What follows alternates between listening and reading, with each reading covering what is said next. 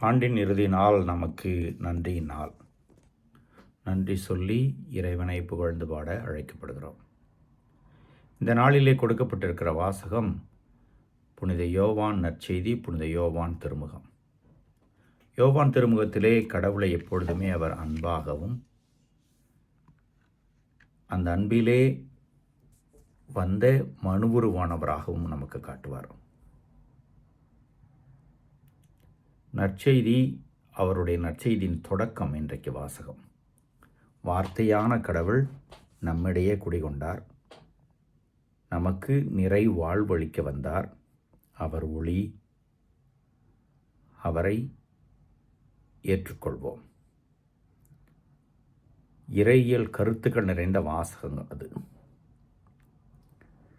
இயேசுவோடு சுற்றித்திருந்த 3 வருடங்களுக்கு பிறகு இயேசுவினுடைய பாடுகள், மரணம், உயிர்ப்பு, தூய ஆவியானவர் வருகை, தொடக்க கால திருச்சபையிலே நடந்த நிகழ்வுகள், இதையெல்லாம் அசை போட்டு கடவுளை ஒரு ஆன்மீக அனுபவமாக அனுபவித்து அதை எழுதியிருக்கிறார். இந்த அனுபவம் ஒரு நிறைவை அவருக்கு தந்தது. இதே அனுபவத்திற்கு நாமும் அழைக்கப்படுகிறோம். கடந்த வருடத்திலே பல வாய்ப்புகள் நமக்கு கிடைத்திருக்கலாம். கடவுளை அறிந்து கொள்ள, புரிந்து கொள்ள, கடவுளிடமிருந்து பல வரங்களை பெற்றிருக்கலாம், ஆசீர்வாதங்களை பெற்றிருக்கலாம். சில சமயங்கள் துன்பங்கள், நோய்கள் கூட நமக்கு வந்து போயிருக்கலாம். இன்னும் ஒரு வருடத்திற்கு கடந்து போகிறோம். இது ஒரு வளர்ச்சி, முதிர்ச்சி.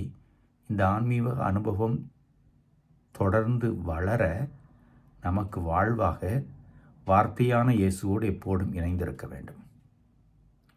திவ்ய நற்கருணை மற்றும் திரு அருட்சாதன அருளிலிருந்து விலகி செல்லக்கூடாது. அப்படிப்பட்ட ஒரு மனநிலை இருந்தால் புத்தாண்டு நமக்கு நிறைவுள்ள ஆண்டாக இருக்கும். வளமும் நிறைவும் ஆன்மீக அனுபவமும் நிரம்ப கிடைக்கும். ஒரு நாள் கடவுளை முகமுகமாய் காண்பதற்கு முன் இந்த பயணத்தை தொடர்வோம். நன்றி சொல்வோம். இறைவா, உமக்கு நன்றி. எங்களுக்கு புதியதொரு ஆண்டை கொடுத்திருக்கிறீர்.